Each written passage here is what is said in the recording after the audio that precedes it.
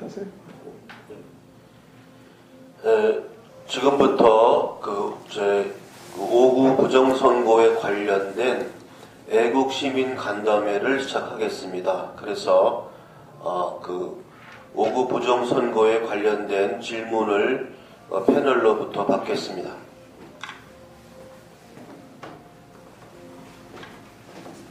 안녕하세요. 한 가지만 질문을 하겠습니다.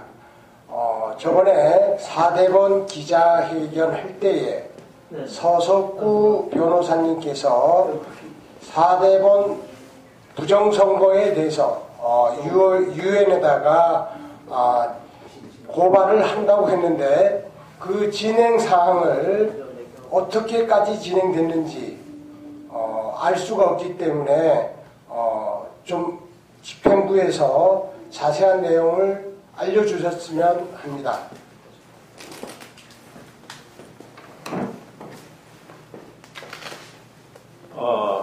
김철영 상임고문께서 답변해 드리겠습니다. 지금 방금 말씀하신 부분에 대해서 우리가 여러 가지로 백방으로 이제 국제사회에다 호소를 하고 있습니다. 비근한 예로 김일선 교수가 중심이 된 태평 TV 쪽에서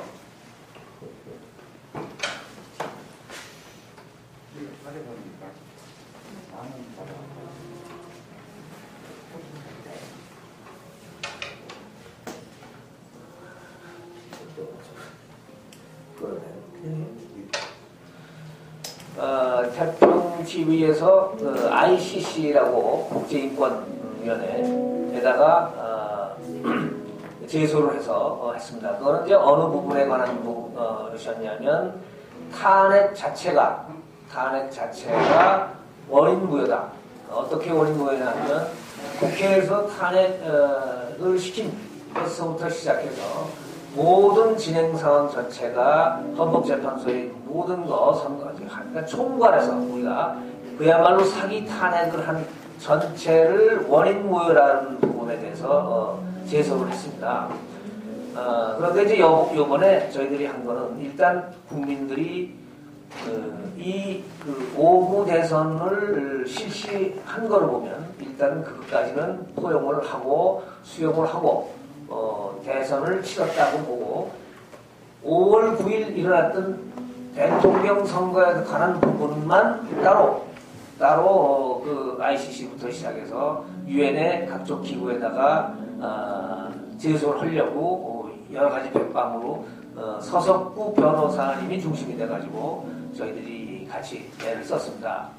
그런데 현재까지는 그 ICC 저희들이 얘기하는 이 부정선거 부분에 대한 거는 ICC를 포함해서 다른 인권위원회에서도 이게 주로 폭력 사태, 고문 사태 또는 그 정치 폭력이 심할 경우에 북한에서 사실 받고 있습니다. 그렇기 때문에 김일선 교수가 제기했던 소는 탄핵 일체 행위가 전부 이제 소송거리로 제기했던 것이고요. 이번에 저희가 5월 9일날 대통령 선거에 관한 부분만 별도로 하려고 했더니 그 폭력 행위 같은 것이 입증되지 않는 한 일단 소송을 받으려고 하진 않아서 지금 더 계속 시간을 가지고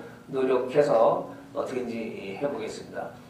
요약해서 말씀드려서 다시 한번 말씀드리면 이게 폭력행위로 인한 강제 고문 등에 의한 사건이 부정선거가 아니기 때문에 우리들이 제시하는 이 부정선거를 받아주는 현재 과거 판례가 없었기 때문에 지금 현재 우리가 백방으로 해서 어떻게 해서든지 이 아주 세기적 부정선거에 대한 것을 국제사회에다가 호소할 방법을 백번을 찾고 있습니다.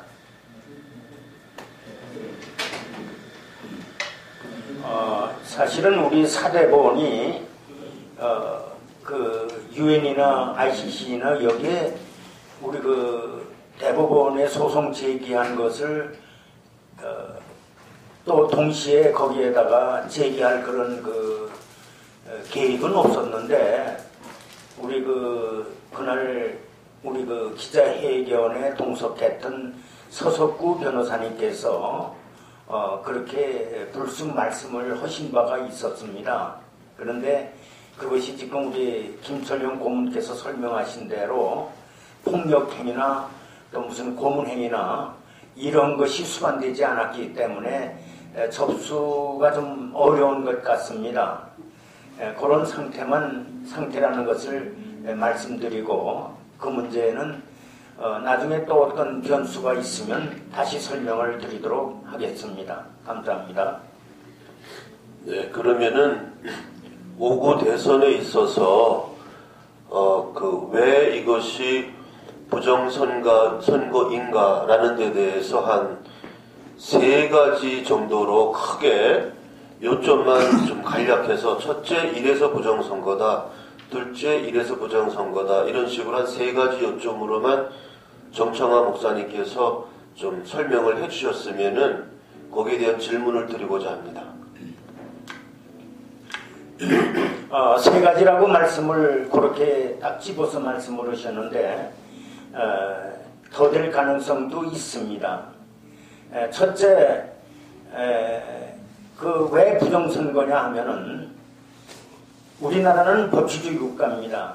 그런데 사실은 우리 국민들이 법에 대한 인식이 조금 부족하지 않나 그런 생각이 들어갑니다.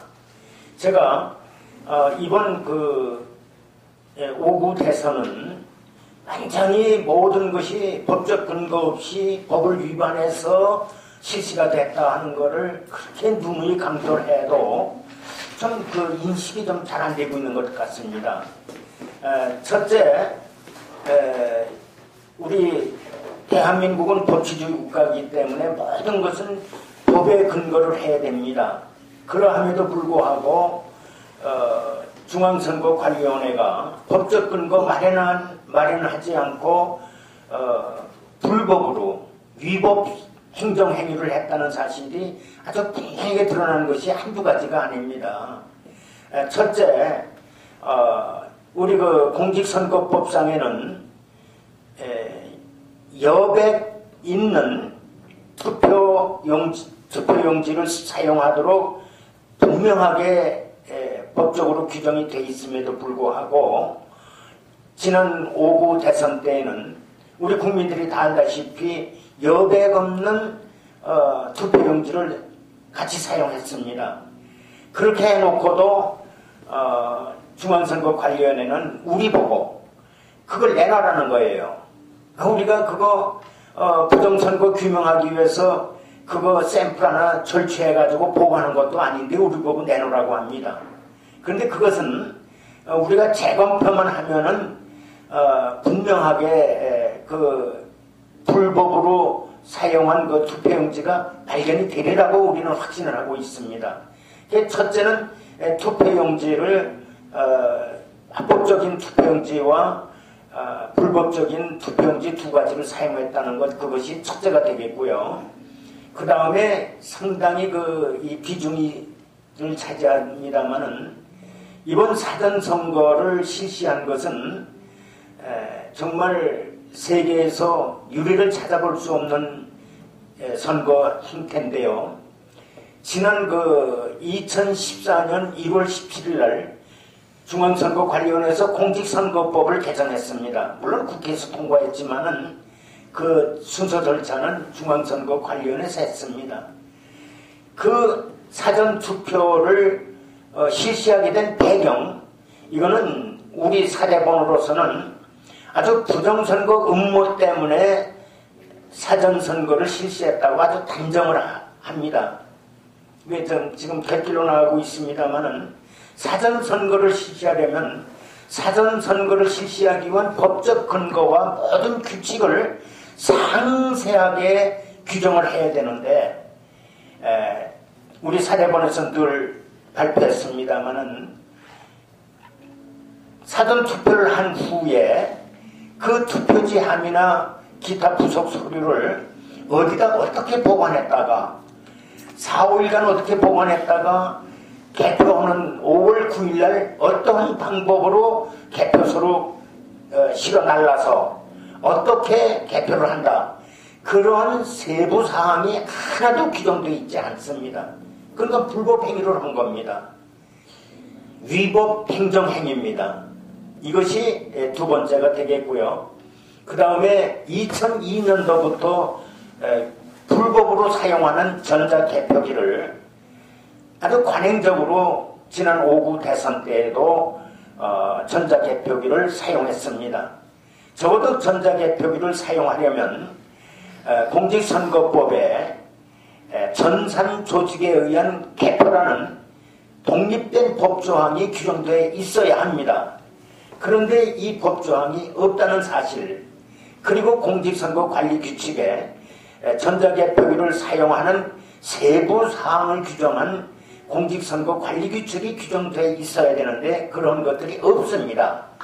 그러니까 중앙선거관리위원회에서는 전자개표기라고 호칭을 못하고 그냥 투표지 분리기다, 이렇게 거짓말을 국민 앞에 하고 있습니다. 이건 헌법기관이 아니라 아주 사기하는 범죄 집단입니다. 그렇게 되어 있고요. 그래서 이런 것 등등 뿐만 아니라 우리 그 사대본에서는 선거무효 소송을 제기할 때에 국회에서 탄핵 결의한 것부터라도 위법이라고 우리는 거기다 적시했습니다. 뿐만 아니라 그 국회의원들의 이런 여러 가지 상황, 우리 그 사대본에서 그 선거무효 사유를 제시한 건 너무나도 많습니다만은 이 정도로 간추려서 말씀을 드리고자 합니다. 감사합니다. 그러면 제가 사회자지만 질문을 해볼게요. 두 번째 사전선거, 그 사전투표함을 어디에 어떻게 4, 5일 동안 보관해서 어떻게 개표한다, 이런 데 대한 법적 근거가 없는데 중앙선관위가 맘대로 했다는 거잖아요. 네.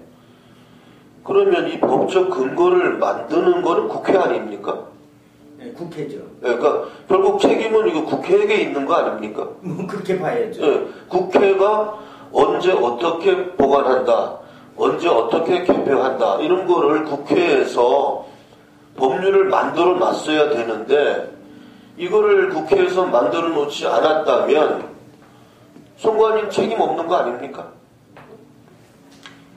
이제 그 형식 논리상으로는 그렇게 말씀이 가능합니다만은 실제로 그 입법 과정을 보면 입법기관은 국회입니다만은 실제로 그 관련 부서 부처에서 그 안을 국회에다 내리면은 그 안대로 국회에서 그 입법을 하는 경우가 너무나도 많습니다. 지금 입법하는 과정이 의원 입법이 있고 행정부의 그 행정부에서 입법안을 내서 국회를 통해서 입법되는 경우가 있는데 제가 제 경험에 의하면은 제가 한 15년간을 이 공직선거법에 대해서 연구를 했습니다.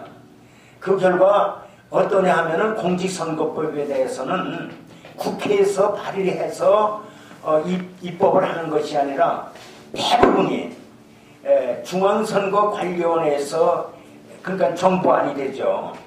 정부안으로 이제 행정자치부 자치위원회가 있습니다. 행자위라고 그러는데 행자위원회에다가 공직선거법이나 공직선거법을 개정안을 이렇게 제안을 합니다. 그러면 행자위원회에서 심사를 해서 그 다음에 법사위원회로 넘기면 법사위원회에서 본회의로 올립니다.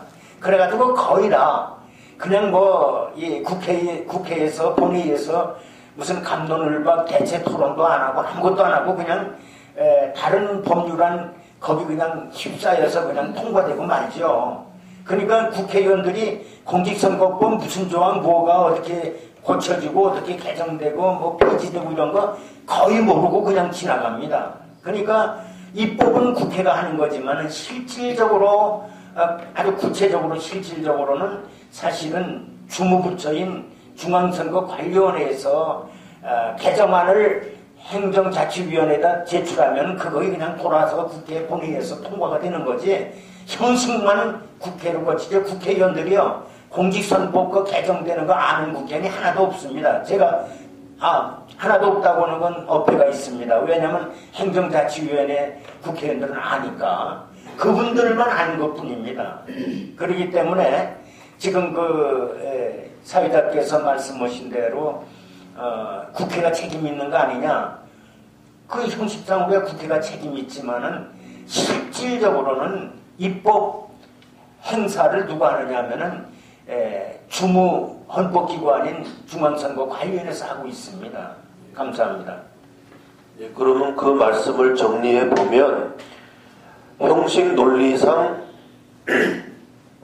국회가 책임이 있다. 그러나 국회에 그 법률안을 제출하는 주체는 중앙선관위이기 때문에 중앙선관위가 제출한 초안에 의해서 형식적으로 국회가 법률을 입법하기 때문에 그런 식으로 사실상 중앙선관위가 자기네들이 마음대로 할 수 있는 법안만을 국회에다 올리고 있고 국회는 그것에 대해서 그렇게 세밀하게 관여하지 않기 때문에 일종의 방임된 법률안이 만들어졌다. 이렇게 정리할 수 있겠네요. 예.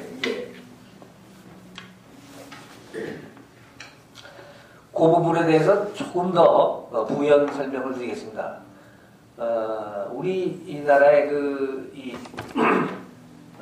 헌법 제7장에 나오는 이 중앙선거관리위원회가 일종의 이제 법원 조직 비슷한 조직입니다만은 아주 법률 전문가들이 어떤 색깔을 좌익이냐 말하자면 우익이냐에 따라서 이 공직선거법을 교묘하게 장난질을 할 수가 있습니다. 그 비근한 예로 딱 몇 가지만 드리겠습니다. 투표용지가 18대까지 단 한 번도 여백이 있는 투표용지가 없었습니다. 여백이 있는 투표용지가. 그래서 국민들은 누구나 노트형, 일반 노트형 그런 걸로만 생각하고 있었는데 이번에는 원고지형, 간격이 있는 것만 실제 만들어서 진짜로 자기들이 찍었고 여백이 없는 거는 없다. 아예 이렇게 만들었습니다. 그러니까 국민들이 착각하기 쉬운데 국민만 착각이 아니라 국회의원들을 착각하고 속였습니다. 예를 들어서 그 투표용지가 여백이 있는 것만 해서 이번 19대 대선에 활용을 했고 2014년도에 만들어진 그 공직선거법이 엄청나게 세밀하게 아주 묘기됐는데 그 중에 아주 그 최고의 극단적인 아주 백미가 투표용지고 두 번째가 사전투표에 관한 부분이었습니다. 이 사전투표는 전 세계적으로 사전투표가 별로 없습니다. 그러니까 요점을 흐트리지 마시고, 예, 지금 좀 잠깐 다른 얘기로 나가셨거든요. 아니, 국회에서 속아서 한다. 말하자면, 중앙선관위에서 이건 사실로 했다. 예, 그러니까, 지금 제가 정리를 아까 했거든요.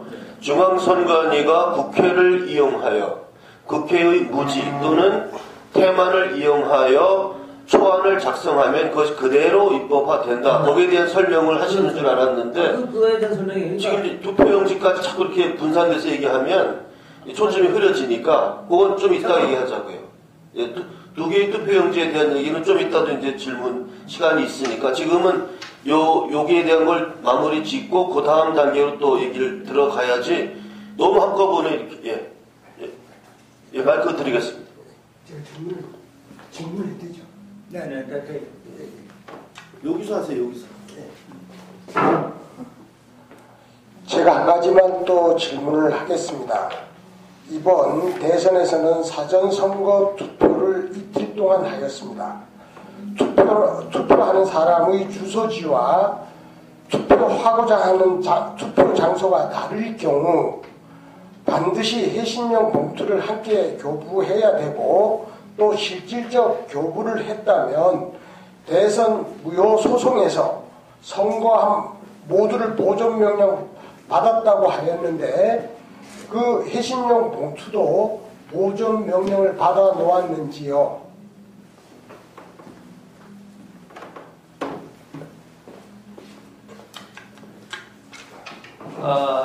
이것은 투표와 관계된 모든 서류, 그걸 한마디로 줄여서 투표 기록물이라고 합니다. 그 기록물은 모두 보관하게 되어 있습니다. 그리고 지금 당선한 당선자가 마지막 퇴임할 때까지 무조건 복원하게 되어 있습니다. 우리가 6군데가 소송을 제기했기 때문에 187조에서 무조건 보관하게 되어 있습니다.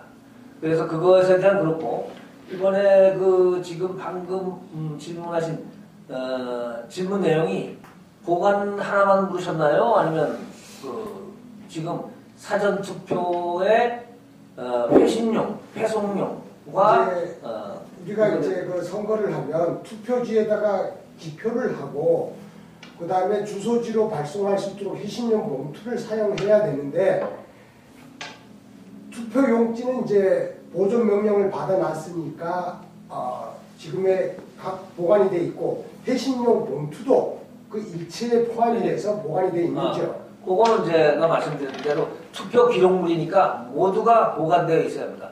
그 플러스 절취선, 투표용지의 왼쪽 하단에 절취선 띄워놓는 것까지 본투표는 전부 이 절취선을 띄우게 되어 있습니다. 요거까지 무조건 다 투표 기록물이기 때문에 기록물로 보관되어 있습니다. 그러면 지금 그 사전 투표 부분이 이 전 세계적인데 사전 투표 부분만 집중돼서 잠깐 설명을 드리고 싶은데 이거 얘기가 자꾸 너무 이렇게 산만하게 가면 시간이 너무 가고 해서 자 그러면 질문은 대답이 됐습니까? 네, 됐습니다. 네, 됐고요. 그 두 번째 아까 요점 말씀하셨고 그러면 첫 번째 법적 근거, 세 번째 전자개표기 문제 이렇게 이제 크게 되거든요. 그러면은 질문하실 거 있습니까? 첫 번째 법적 근거나 전자개표기의 문제. 저는 없습니다. 예. 그러면 그 김철영 교무님께서 설명하실 부분을 잠깐 듣겠습니다.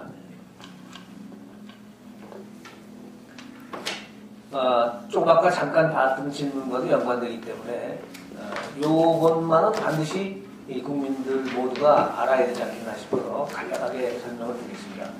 이번 선거의 백미는 가장 중요한 포인트는 사전 선거를 활용했다는 점입니다.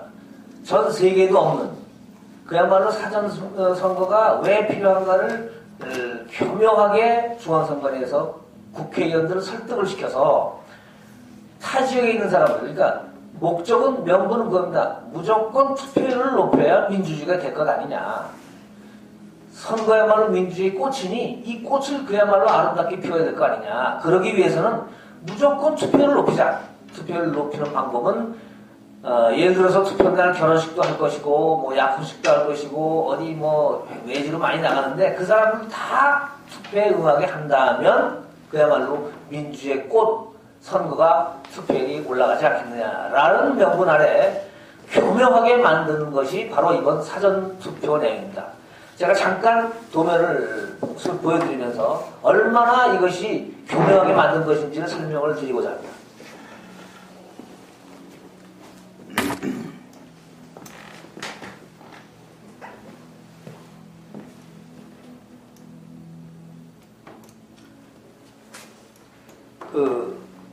서론으로 우선 투표하면 당일날 무조건 투표함에 들어가서 투표소에 들어가서 투표하는 것이 일반 투표입니다. 그래서 일반 투표, 사전 투표를 갈렸는데 그 일반 투표를 제외하고는 사전 투표가 있고 제외 투표라는 게 있고 거소 투표라는 게 여러 가지 있는데 가장 중요한 것은 우선 거소나 선상, 배에서 하는 거나, 그 다음에 재외국민 교육하는 거나, 사전투표와 같은 성격의 것입니다. 그래서 제가 사전투표를 설명드리면서, 재외투표, 선상투표, 거소투표, 아파서 못 가는 사람은 거소투표입니다. 그러니까, 어쨌든 투표 당일날 한국에 있는 투표소 14,000군데에서 하는 것을 제외한 것은 전부 사전투표하고 같은 개념으로 생각하시면 됩니다. 여기 보시면 사전투표를 어떻게 했냐면 투표 절차 및 방법이라고 왼쪽에 보시면 그래서 본인 조회 신분증 제시하고 그리고 무인 또는 서명으로 입력을 해서 그리고 투표소에 가서 관내 선거인과 관외 선거인으로 갈라서 관내 선거인은 누구냐면 그 지역 사람들. 내가 홍제동에 사는데 내가 부산 어느 동에 사는데 그 동네에서 투표 당일날 투표할 수가 없으니까 미리 한다. 결혼식에서 미리 한다. 등등 그런 사연이 있는 사람들만 관내 선거인이라고 부릅니다. 그럼 관내 선거인은 투표지가 다른 데로 갈 필요가 없으니까 관내 선거인은 사전투표 설치된 읍면동 주소지 선거인을 말하죠. 그래서 투표용지를 받아서 이때 투표용지는 절치선을 떼지 않고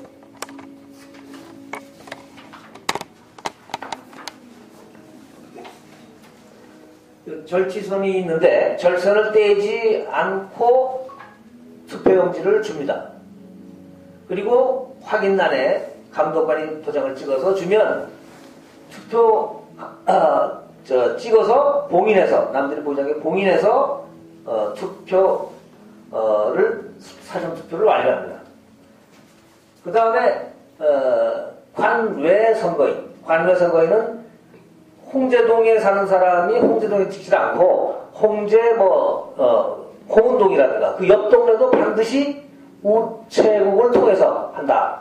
그래서 관외 선거인 그 동네에서 그냥 하는 것을 제외한 건 모두 다 회송용 봉투 이 회송용 봉투를 같이 투표용지와 함께 지급하면 그것을 가지고 투표소에 들어가서 회송용 봉투에 잘 접어서 두 번 더 접어야 되겠죠. 접어서 봉인함을 자기 스스로 봉투 뚜껑을 봉인해서 사전투표함에 넣게 됩니다. 요것이 사전투표함에 회송용 봉투 들어있는 거하고 회송용 봉투 안 들어있는 거 같이 들어옵니다. 요것을 국회에서 중앙선관위원회에서 기가 막히게 머리를 쓴 것을 국회에서 리허설을 통해서 이걸 다 교육을 시켜가면서 국회의원들이 그렇게 하면 투표율이 올라가겠구나. 투표 안 하는 사람들이 대폭 줄어들겠구나 해서 통과시킨 법이 공직선거법 사전투표에 관한 제도입니다. 158조 공성 158조에 사전투표에 관한 세부사항이 들어있습니다. 이걸 더 우리가 얼른 쉽게 개념 설명이 되기 위해서 옆에 그림을 잠깐 보시죠. 관내 선거인과 관외 선거인을 크게 그렸습니다. 해당 구, 시, 군 같은 동네, 그 동네에 사는 사람만 관내 선거인입니다. 그 동네에서 안 사는 사람이 투표를 하면 관외 선거인입니다. 가령 예를 들어서 홍제 1동에 사는 사람이 홍제 2동에 가서 선거를 해도 회송용 봉투에 담겨서 오게 되어 있습니다. 그러니까 대부분은 회송용 봉투가 사전선거에서는 지참이 같이 되겠죠. 그래서 관내, 관외가 되는데 이걸 알기 쉽게 구별해 봤습니다. 여기 보시면 첫째, 절취선이 있느냐 없느냐. 1번 투표와 사전투표와 절취선이 사전투표에는 관내 투표에도 없고 관외 투표에도 없습니다. 바코드를 찍어서 그냥 투표용지 들어가 있습니다. 그 다음에 일반 투표는 보는 앞에서 반드시 떼어서 뗀 부분을 자기들이 보관함에 넣고 투표용지를 주게 되어 있습니다. 그래서 보는 앞에서 뗀다. 그 다음에 바코드하고 QR은 같은 개념입니다. QR코드나. 그 바코드가 붙은 채로 관내 투표로 이렇게 붙은 채로 회송용 봉투와 함께 지급하는 것은 관외 투표고 회송용 봉투 없이 하는 것은 관내 투표입니다. 그리고 일반 투표에는 바코드가 없습니다. 이건 반드시 절취선을 보는 앞에서 떼어서 하게 되어 있습니다. 그 다음에 회송용 봉투는 지금 현재 관내 투표에는 없고 관외 투표에는 동봉, 그 다음에 동봉에서 주고 봉인 후 투표하면 넣게 되어 있습니다. 일반 투표에는 그것이 없습니다. 중간 절차가 4, 5일간 관내 투표가 보관해야 되는데 이거는 아까 말씀드린 대로 회송용 봉투 없이 바코드가 붙어있는 채로 4, 5일간 보관합니다. 그 다음에 관외 투표는 우체국장에 등기 우송을 하면 지역선관위에 인계됩니다. 예를 들어 제주도 사람이 서울에 와서 투표를 했다 하면 회송용 봉투를 등기로 우송을 해서 우체국장이 그 제주도에 무슨 연진원 같은 데에다가 개표소에다가 선관위에다가 인계를 하게 돼 있죠. 그 다음에 일반 투표는 14,000여 투표소에서 253개 개표소로 이송을 합니다. 그 다음에 비밀 보통선거는 이거는 현재 접어서 꼭 넣어야 되고 이것도 접어서 봉투에 봉인을 해야 되고 접어서 넣는 거로 공직선거표에 명시가 되어 있는데 이런 것들이 개표 과정에서 전부 엉터리로 쫙 펴진 채 수백 장씩 그냥 묶여서 나온 것이 개표소에서 찍은 사진에 드러났기 때문에 명백한 위법입니다. 근데 불법성 규칙이 있냐 없냐 관내 투표에 4, 5일간의 보관 위송하는 규칙이 요거는 우체국에 보냈다 우체국장한테 인계를 한다 하는 요 4, 5일간 이송법 규칙이 겨우 그런 정도밖에 없습니다. 지금 우리는 전단지 하나를 붙여도 어떻게 붙이고 어떻게 띄고 어떻게 해야 되는 건 구체적으로 다 있는데 관리 규칙까지 다 뒤져도 이 사전 투표 그다음에 아까 말씀드린 각종 투표 있죠. 제외 투표라든가 모든 그런 투표에 대해서 그 4, 5일간의 그 이송법과 세부 관리 규칙이 없습니다. 일반 투표는 절취선 보관문을 확인하면 됩니다. 자, 간단히 말씀드려도 사전 투표와 일반 투표 이런 차이가 있는데 이것은 현재 회송용 봉투를 비롯해서 바코드를 비롯해서 절취선을 비롯해서 재검표만 하면 무조건 적발이 됩니다.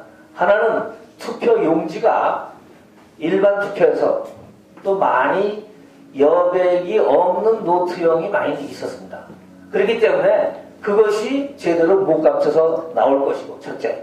두 번째, 사전 투표에서는 바코드 그다음에 이런 게 붙은 채로 나오고 일반 투표는 절선이 다 띄기 때문에 이것이 바로 바꾸기 위한 조작이었고 바꾼 결과가 재검표를 했을 때는 반드시 나타나게 돼 있다. 그 다음에 아까 질문 받은 회송용 봉투에 대해서도 분명히 다 드러나게 돼 있습니다. 그러면 이러한 거를 누구한테 설명을 했느냐?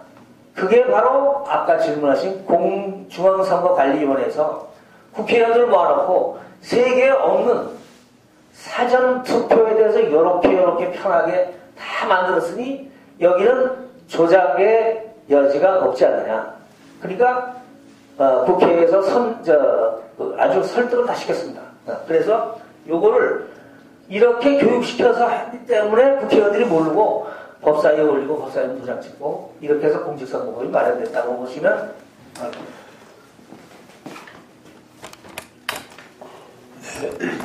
질문에 대한 답이 됐습니까?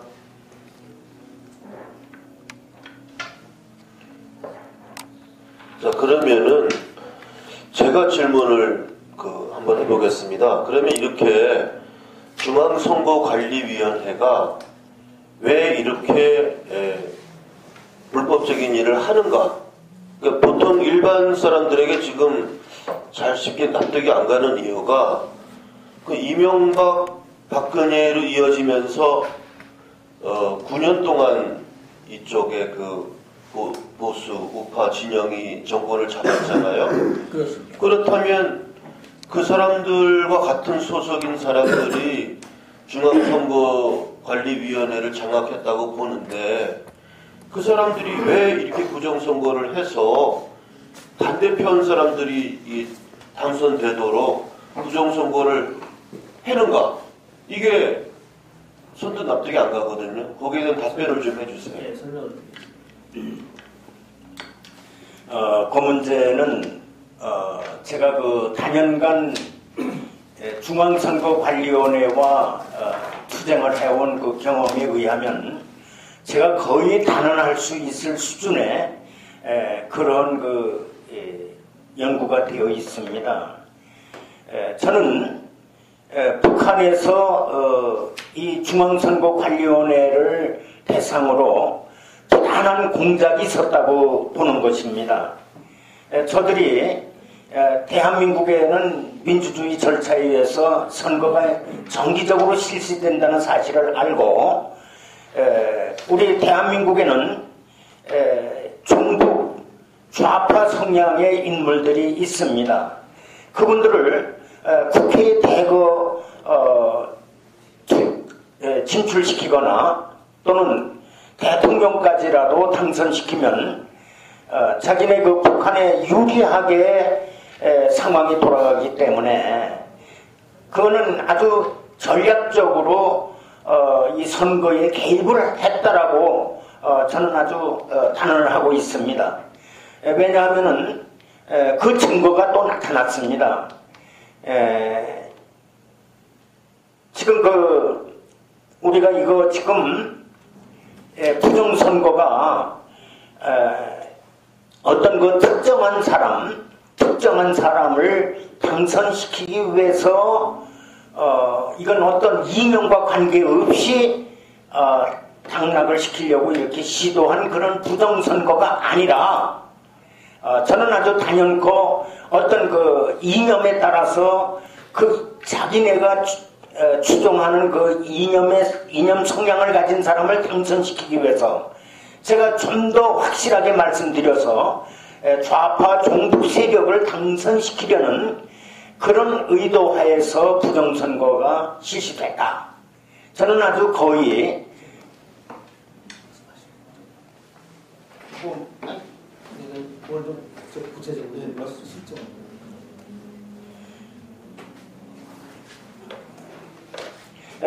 제가 이제 그렇게 그 단언하는 이유, 지금 우리나라의 그 부정선거 역사를 꿰뚫어 보면 제가 지금 단정을 하는 그것이 명백히 증명이 되고 있습니다. 부정선거가 물론 김영삼 이전에는 제가 논의로 하고 김대중부터 부정선거가 있었습니다. 김대중은 그러니까 김대중 것까지는 이해하고 되는데요. 그러면 제가 드린 질문은 이명박하고 박근혜하고 벌써 9년간 정권을 잡았는데 지금 말씀하시는 그러한 정권을 반대하는 세력에게 왜 중앙선관위가 넘어갔는가?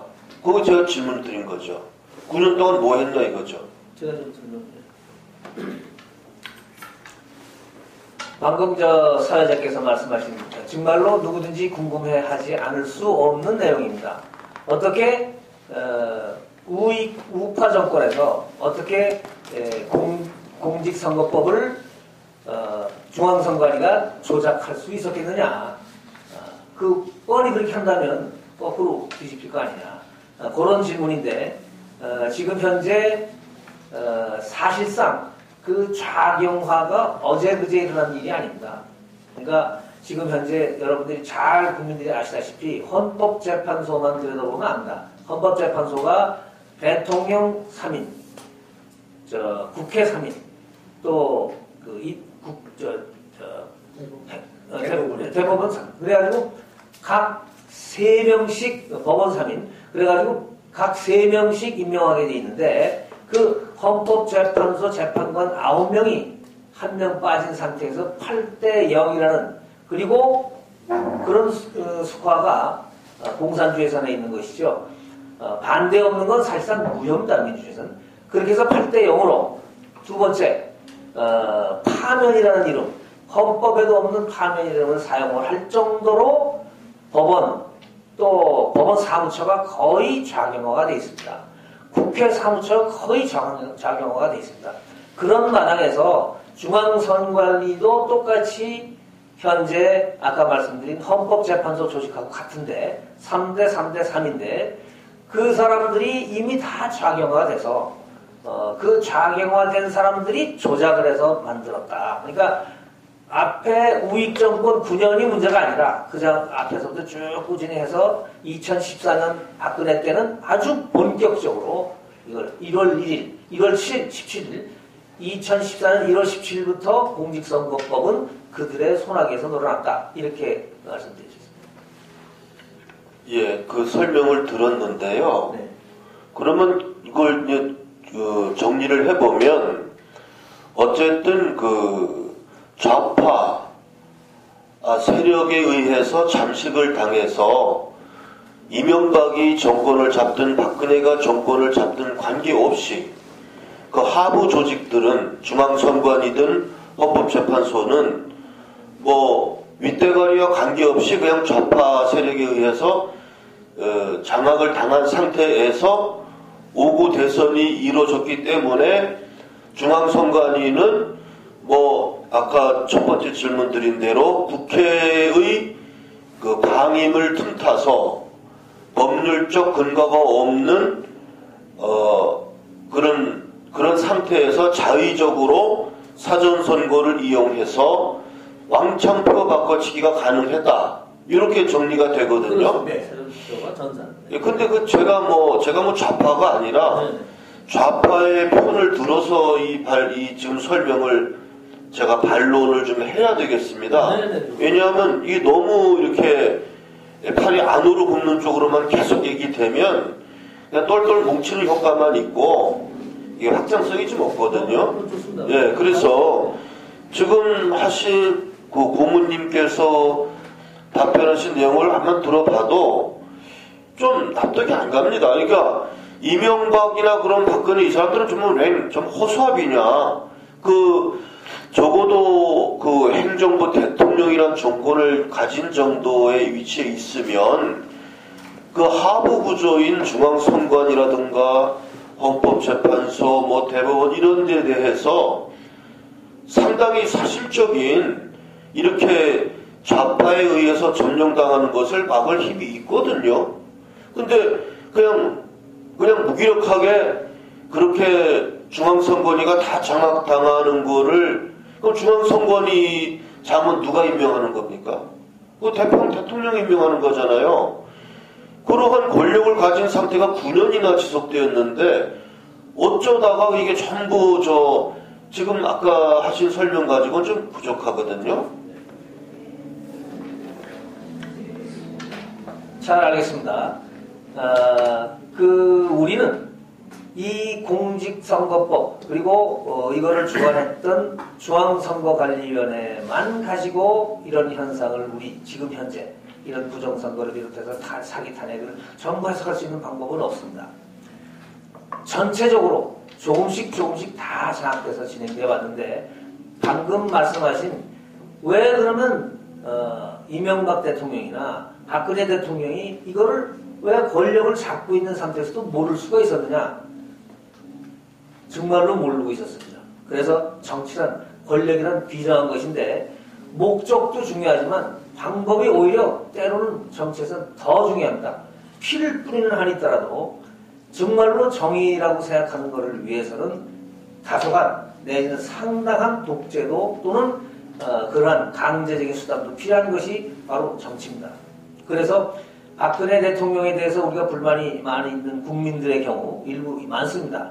뭐 자한당의 홍준표 뭐까지 들이대지 않아도 박근혜를 대통령을 상당히 질타하는 지만원 박사라든가 많이 있습니다. 그것은 이유는 간단합니다. 목적은 그야말로 박근혜 대통령처럼 청렴하고 그야말로 양심껏 대한민국을 위해서 나라만을 위해서 국가만을 위해서 목숨까지 걸면서 했던 분은 사실은 그렇게 깨끗한 대통령도 없었습니다. 그런데 그 왜 욕을 먹어야 되냐면 바로 권력을 좌익에게 그들은 뺏겼기 때문에 욕을 먹는 겁니다. 문제는 그거 하나밖에 없습니다. 그러니까 그까지 들여다보지 못한 권력의 비애랄까 권력의 무능함을 우리는 질타하고 그러는 것인데 바로 그 극명한 것이 배반자에 의해서 됐건 유승민이라든가 김웅성이 배반자에 의해서 됐건 어떻게든 국회 장악을 하는데 실패를 했고 두 번째로 국회에서 바로 사기 탄핵을 할 수 없는 거를 사기 탄핵을 했고 뒤에서 바로 헌법재판소에 도저히 할 수 없는 헌법재판소 자체가 헌법을 어긴 세계적인 기현상을 일으켰습니다.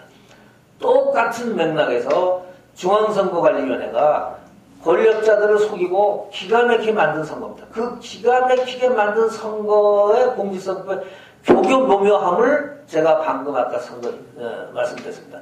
전 국회가 다 속았습니다. 국민은 물론이고요. 그러니까 이거를 전체적으로 해석해야 한다는 점. 그러니까 어느 한 부분만 봐가지고는 해석이 안 된다는 점을. 그래서 오늘 적그리스도의 전쟁이다. 그리스도교인들이 일어나는 이유는 적그리스도의 무서운 암투. 오바마를 비롯해서 마지막 변호니까 그런 사람들에 의해서 전 세계가 저번에 장악했던 것처럼 그래서 기독교에서 그렇게 된 거니까 전체를 보자는 말씀을 드리겠습니다. 네, 제가 사회자로서 좀 의사 진행이 예를 들면 적그리스도라든가 프리메이슨, 오바마 이렇게 어떤 세계관이나 신앙관 이런 곳은 조금 탈피하고 객관적으로 얘기를 해야 우리 대화가 좀 설득력이 있지 않을까 생각해서 그런 부분은 조금 빼주셨으면 고맙겠습니다. 네. 지금 사회자는 그렇게 방금 말씀하셨는데 지금 우리 김철영 고문이 얘기한 그것이 사실은 정답에 접근이 돼 있어요. 그래서 그 얘기가 굉장히 저는 얘기하는 거 비중이 높게 지금 평가를 하고 있습니다. 저는 그거는 또 제가 얘기하려는 것과 또 일치가 될 수도 있습니다. 제가 아까 이거 북괴의 공작, 우리 대한민국을 무너뜨리려는 어떤 정치 공작이라고 이렇게 내 서두를 꺼내니까 조금 사회자가 이제 이 마이크를 이제 인계받으셨는데 사실은 지금 이거는 제가 이해한 거로에 의하면은 우리 국민들이나 다른 분들이 미처 납득이 안 될 가능성이 있는 것을 전제로 해서 말씀을 드리건대는 우리나라는 아까도 얘기했습니다만은 이 선거제도가 있는 것을 저 북한 대남 적화공작기관에서 계략하게 이것을 침투해 들어와서 그것을 이용했다. 이제 저는 아주 단정적으로 말씀을 드릴 수 있다고 내가 얘기를 했습니다. 그래서 이제 김대중으로부터 노무현이 그렇게 됐고 이명박 때는 그 부정선거 음모가 개입이 안 됐습니다. 그건 분명히. 그러나 박근혜 대통령 때는 문재인이가 6% 이상의 그 부정선거 공작을 했다가 실패를 했습니다.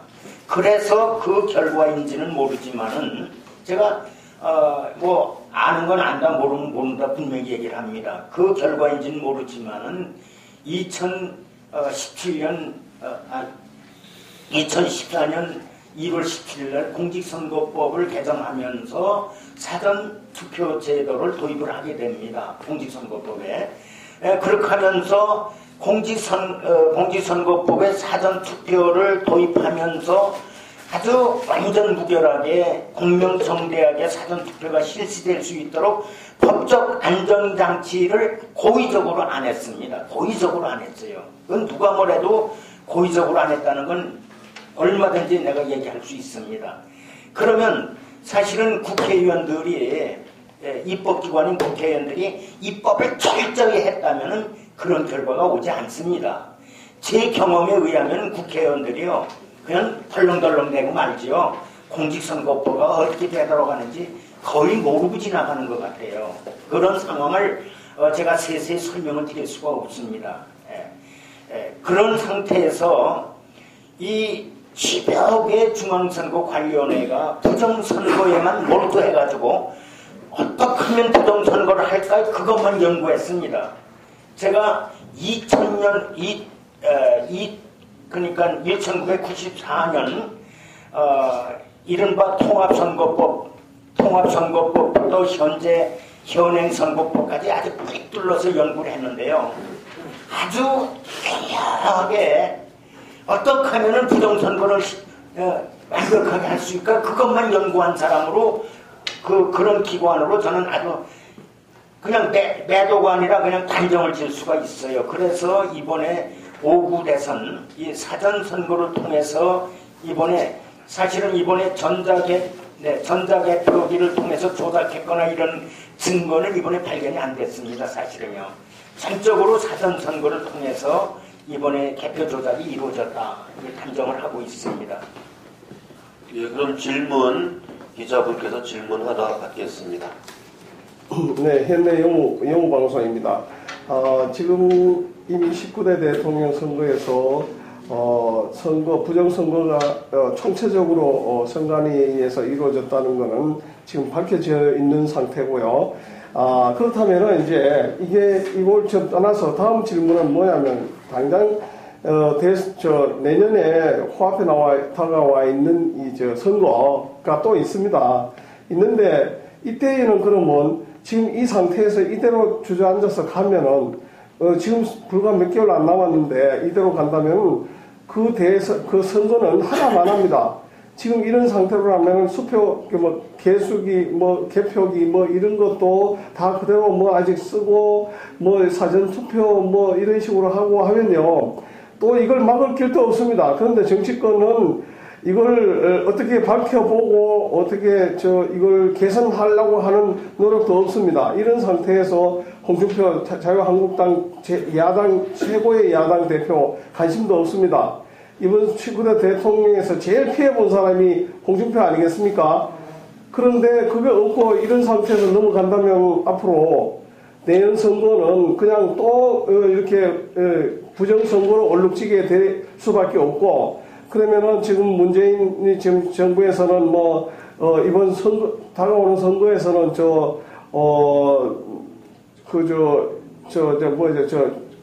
남북 연방제 쪽으로 가는 걸 교묘하게 지금 거기에 포함시켜가지고 이번 선거를 치르려고 그러고 또 한간에 또 홍준표 쪽에서는 이원집 정부제를 한다고 추진을 하는 것 같고 이런 데 대한 총체적으로 난감 문제가 발생합니다. 그걸 어떻게 할 것인지 일단 부정선거를 당장 지나간 거지만 앞으로의 당장 다가올 수 있는 부정선거도 있습니다. 그래서 이걸 총체적으로 어떻게 진단하고 어떻게 결과를 추진해서 어떻게 막을 수 있는지 그 대책 좀 얘기해 주십시오. 예, 아주 분명하게 말씀드리겠습니다. 아주 질문이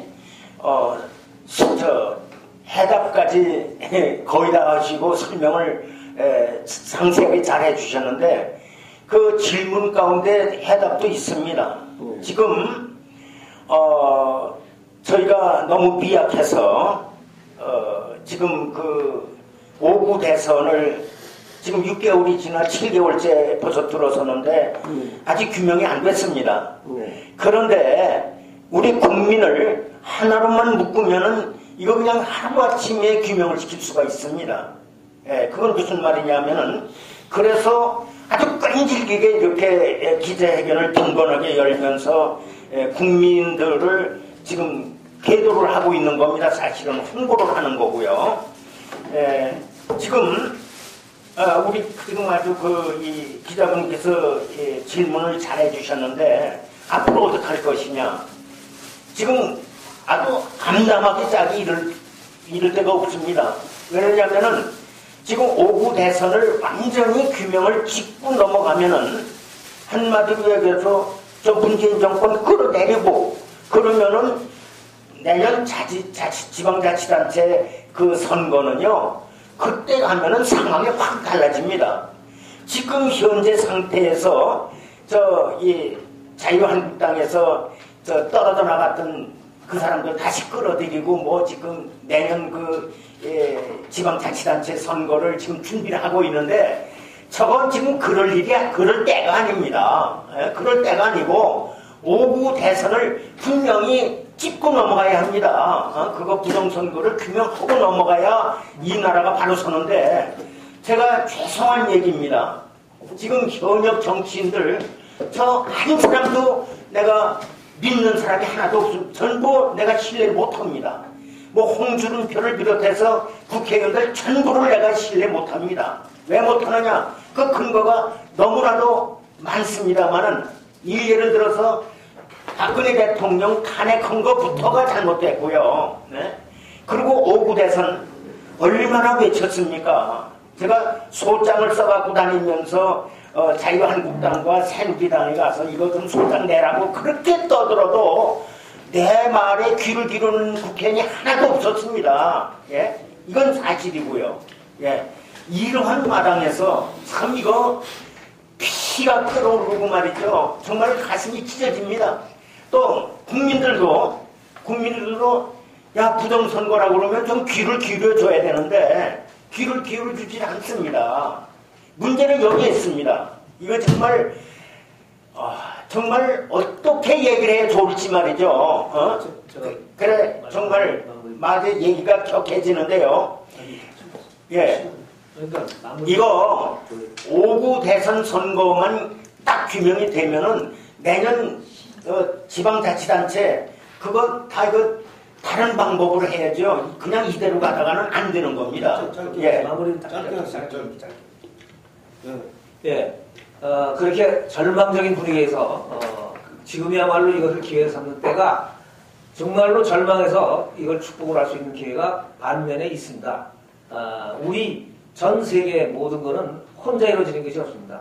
지금 현재 문재인 정부가 가장 두려워하는 게 신처럼 모시고 있는 김정은인데 김정은이가 무슨 변고가 생기면 날개에 떨어진 가시 될 것이고 그리고 그렇게 될 경우에 우리가 선거서부터 시작해서 국회 해산서부터 그야말로 근본적으로 정말로 축복받은 하나님께 축복받은 그런 기회가 오지 않을까 싶습니다.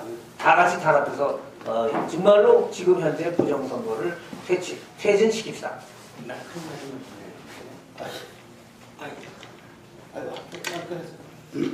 예, 제가 결론 삼아 말씀을 드리겠습니다. 선거무효 소송 이거 승소시킬 수가 있습니다. 승소가 되면 저 문재인이는 퇴진해야 됩니다. 그러면 정치 상황이 확 바뀝니다. 뭐 내년 지방자치단체 그때 가서 얘기하면 되고요. 어떻게 승소를 할 수 있느냐? 분명한 것은 부정선거를 했기 때문에 재검표만 확 드러나게 되어 있습니다. 그러니까 국민들이 지금 대법원장이 누구고 대법 재판부에서 어떻게 승소 판결을 내리겠느냐 그렇게 의심들 하는데 그 의심할 이유가 없습니다. 왜 그러냐? 그거 재검표를 딱 해서 부정선거가 눈으로 확인할 수 있는데 재판관들이 대법원의 그 재판부에는 재판관들이 기각 판결을 할 수가 없습니다. 승소 판결을 할 수밖에 없어요. 국민들이 그걸 그렇게 이해를 하시고 우리 사대본에서 지금 추진하고 이것을 신뢰하고 많은 협조가 있고 동조해 주시기를 그리고 적극적으로 협력해 주시기를 국민들에게 호소합니다. 감사합니다. 예, 자, 봉주루 방송국입니다. 문제는 지금 이 대선이 오래 지났기 때문에 대통령 선거 무효 소송 이게 국민들 내리에서는 지금 잊혀져 갔습니다. 팩트만 가지고 딱 설명을 하시고 앞으로는 문제는 비밀 선거 접어서 넣는다. 접어서 넣지 않고 펴서 넣었던 용지가 많이 발견됐지 않습니까? 네. 그것만 가지고 끈질기게 이게 부정이다. 그렇게 설명을 하셔가지고 그분들하고 선관위에 항의를 하셔가지고 개표를 하자. 그 뭐라 그랬죠? 재검표. 예, 재검표를 하자. 이렇게 나가셔야 되지. 뭐 앞으로 뭐 전체적인 얘기를 계속 해왔기 때문에 국민들은 지금 믿질 않습니다. 그 부분을. 그래서 그런 팩트만 가지고 한두 가지만 가지고 끈질기게 요구를 해야 된다. 이렇게 생각합니다. 이거 참 애로점이 많습니다. 왜 그러냐면은 재검표를 내면 민사소송에 준해서 재검표를 해야 되기 때문에 우리가 지금 사실은 힘이 없습니다. 힘을 모으려니까 국민들의 협력을 구하는 거거든요. 그런데 국민들이 하나로 뭉쳐지면 좋은데 안 뭉쳐진다는 데 문제가 있습니다. 그래서 지금 시간 이후로 지금 격한 언성으로 지금 강조를 하는 이유가 있습니다. 국민들이 모여줘야 됩니다. 사대본을 중심으로 해서 모여줘서 나라를 바로 세워야겠다는 그런 결의를 국민들이 가져줘야 된다는 얘기입니다. 이 언성이 괜히 높아지는 게 아닙니다. 그리고 민사소송에 준해서 하기 때문에 거기 이 재검표를 하기 위해서는 엄청난 다액의 그 돈이 예치가 돼야 됩니다. 그래야만이 재검표가 되지 그냥 맨입으로 되는 게 아닙니다. 그래서 돈 준비도 우리 사대본에서 해야 됩니다. 그리고 정말 유능한 변호사들도 많이 선임을 해야 되고요. 그거 다 돈 아닙니까? 그래서 이런 애로점이 있고 자꾸 이제 반복해서 우리가 얘기하는 게 아닙니다. 국민들한테 계도를 해서 홍보를 해서 알려드려서 하나로 뭉치려는 지금 준비가 다 돼가고 있습니다. 지금 많은 시간이 지났지만은 지금 동대문 태극기 집회가 중심이 되고 거기에 이제 우리 사대본하고 같이 연결이 됐습니다. 아마 거기서 힘이 생길 거예요. 예, 감사합니다. 시간이 많이 가서 간단하게. 잠깐. 예, 잠깐만요. 이리 와서 하세요. 멀리 가지 여기서 하세요. 여기서. 지금 4대본을 이끌어주시는 정창환 목사님과 상임 고문 너무나 고생이 많습니다. 그러나 지금 오늘도 똑같은 얘기만 반복되고 우리가 앞으로 미래의 선거에 대해서 불확실한 걸 갖고 우리가 판단한다는 것도 문제고 대법원에서 어떻게 판결할지 우리가 얘기하는 것도 문제고 우리는 여기에서 지금 주장해야 될 것은 부정선거에 대한 팩트만 갖고 이야기해야 되는데 이 지금 기자회견을 와서 보면 매번마다 느끼는 것은 감정에 앞서고 광범위하게 얘기해서 소비자가 즉 다시 말해 국민이 팩트를 알지 못한다는 겁니다. 이런 기자회견은 앞으로도 안 했으면 좋겠습니다. 예, 그래서 그럼 제가 사회자로서 정리를 하겠습니다. 지금 아주 좋은 의견을 말씀하셨는데 내 마음속에 끓어오르는 것을 정확하게 이야기하면 오히려 사람들을 물리치는 일이 됩니다. 그러니까 지금 말씀드린 대로 요거다 딱 좋아 이렇게 나가야 됩니다. 그 딱 좋아라는 선거가 히트를 친 그 이유가 있습니다. 그러니까 지금은 딱 좋아식으로 얘기하셔야 되는데 그 마음을 이해합니다. 마음을 이해하는데 지금 이 방송을 듣는 분들도 이게 왜 부정선거지? 굉장히 시간을 많이 들여서 이야기했는데 또 전달이 안 됐다는 얘기거든요. 그러니까 우리 다음번 방송에서는 우리가 지금 제가 사회를 보고 있는데 이 장비가 마이크가 없어가지고 이렇게 주고 난 다음에 제가 제지할 방안이 없었어요. 방법이. 예? 그러니까 다음번에는 마이크 한 3개 가지고 제가 제지를 하겠습니다. 오늘은 마이크 가져가면 함흥차사가 돼가지고 막 10분 이상 발언하니까 시간만 많이 갔습니다. 예. 뭐 말씀하신 건 있지만 제가 이제 그냥 시간이 너무 갔기 때문에 이 정도 마무리. 예, 저희가 한 말씀만 건의를 드리겠습니다. 지난번에도 말씀을 드렸습니다만은 아까 우리 애국시민께서 말씀하신 내용이 정말로 중요한 내용입니다. 왜 그런가 하면은 지금 장황하게 얘기를 하시면 안 되거든요. 다음에는 지난번에도 한번 말씀을 드린 것 같습니다만은 투표 용지를 그걸 좀 만들어 오셔서 그거 한 가지만 얘기하셔요. 그거 투표용지 한 가지만 얘기하면, 한 가지만 팩트가 사실로 확인이 되면 이거는 100% 아니 200% 아니 300% 500% 부정선거가 확실합니다. 다음에는 그걸 꼭 준비해 보셔서 그 한 가지만 말씀을 해 주시기를 부탁을 드리겠습니다. 감사합니다. 네, 그러면 이상해서 다음번에는 좀 더 팩트 위주로 간략하게 하기로 하고, 오늘도 또 너무 장황한 부분은 사죄의 말씀을 드리겠습니다. 예, 그러면 오늘 토크쇼를 마치기로 하겠습니다.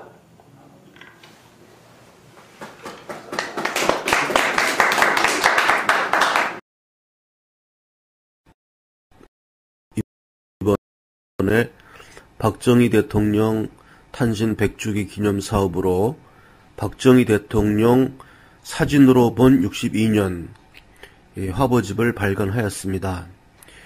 그래서 이 화보집을 캠코더로 촬영해서 이 사진첩의 내용을 다 못 보여드리고 분량이 너무 많아서 한 600페이지 되고, 지금 화면에서 보시는 바와 같이 책이 좀 크고 육중합니다.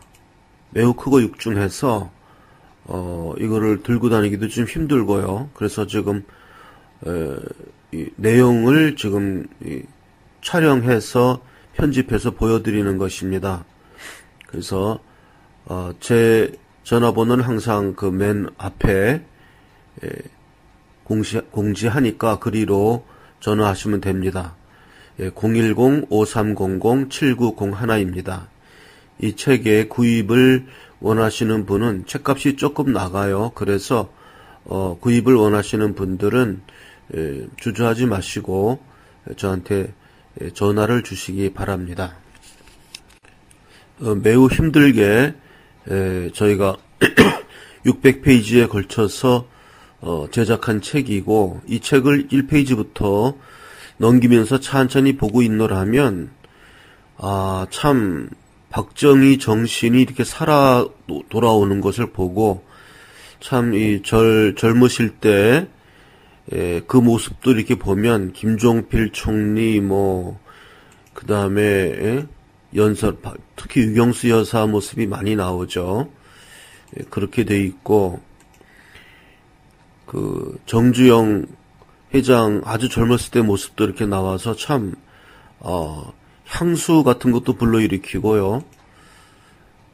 아주 칼라 사진도 몇 장 있습니다. 옛날이지만 존슨 대통령, 카터, 이런 닉슨 이런 분들 방한 때 그런 내용들도 많이 있고, 보고 있으면 이 월남 파병 이런 장면까지 나오고요. 참 볼게 보고 있으면 특별히 글씨를 안 읽어도 글씨로 보는 책하고 이 화보집과의 차이는 뭐냐 하면, 글씨로 보는 책은 한 번 읽으면 또 읽을 수가 없지 않습니까?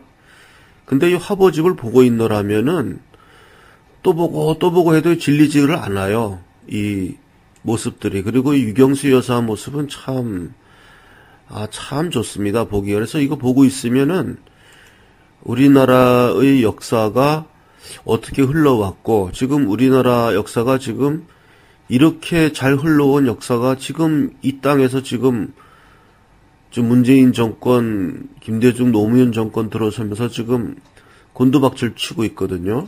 참 이거 개탄스러운 일이고요.